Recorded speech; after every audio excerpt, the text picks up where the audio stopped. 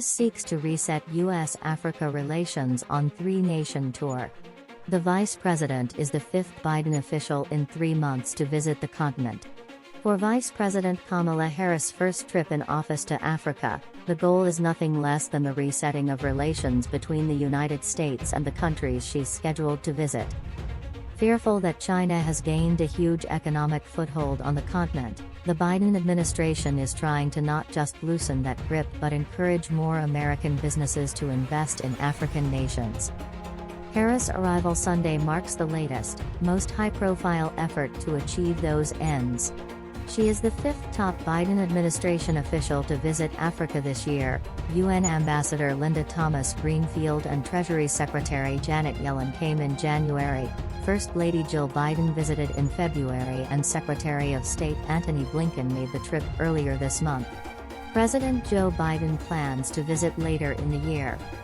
In Ghana, Harris' primary focus is on elevating the nation's youth, and she noted the median age of Africans is 19.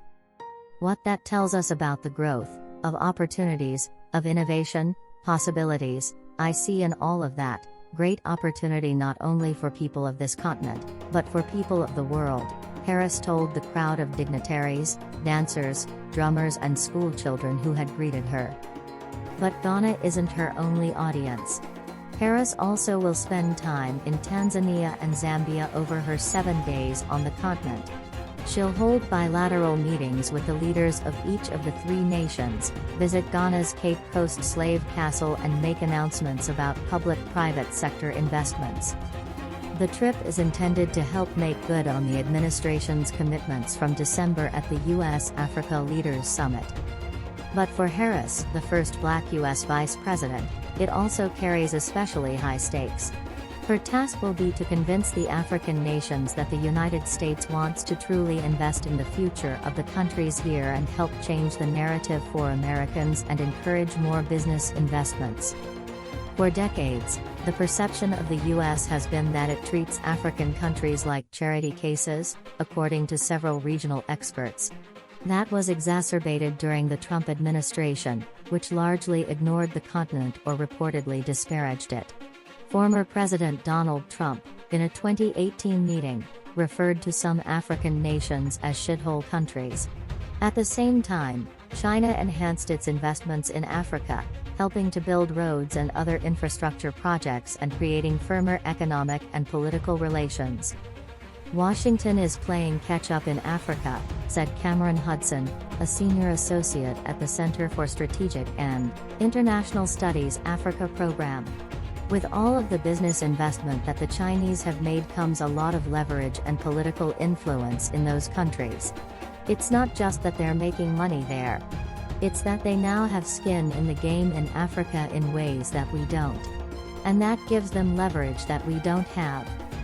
But experts say the Biden administration has an opportunity to now compete with China as more African leaders see their relationship with China as a new form of exploitation, said J. Peter Pham, the former special envoy for the Sahel region of Africa during the Trump administration.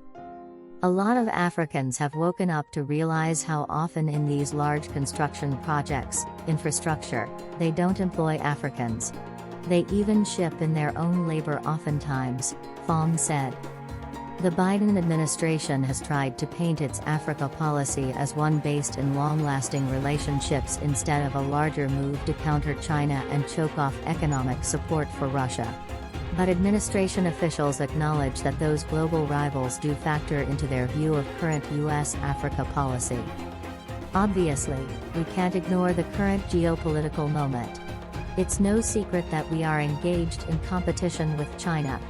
And we've said very clearly we intend to outcompete China in the long term, said a senior administration official who spoke on a call with reporters ahead of the trip. Harris' visit, the official added, is intended to prove that America has an affirmative agenda for the continent, one that will change the tenor of the relationship.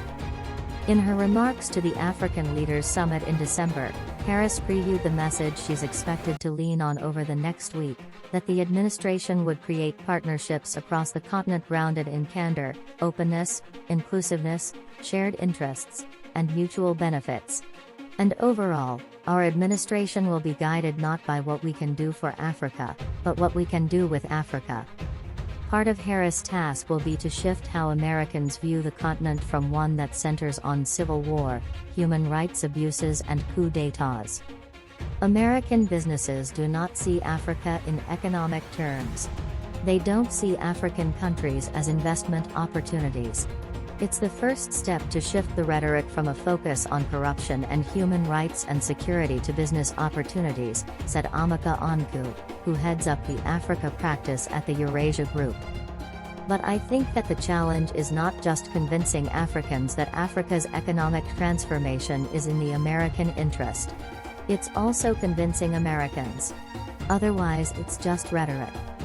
To that point, Harris on Wednesday will announce continent-wide public and private sector investment opportunities aimed at the economic empowerment of women.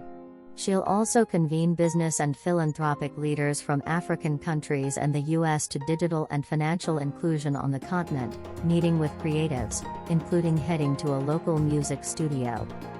I also look forward to meeting with entrepreneurs, and artists and students and farmers to witness firsthand the extraordinary innovation that is happening on this continent and inspiring the world, Harris said during her welcome ceremony. Experts say Harris isn't going to erase decades of a lack of partnership with African countries in one week-long trip. The leaders on the continent are going to be watching for cues that the U.S. is more than just talk this time around. And the administration is running out of time. We're going to quickly wear out our welcome, if we these trips are great, but they're enormously burdensome to the host countries. And we have processions of people coming in regularly and not one of them brings a real deal with them. After a while, it can get a little tiresome, Pham said. That's today's latest news. Don't forget to subscribe, like, and comment so that this channel can continue to exist. Thank you for listening to the end and I hope it's useful.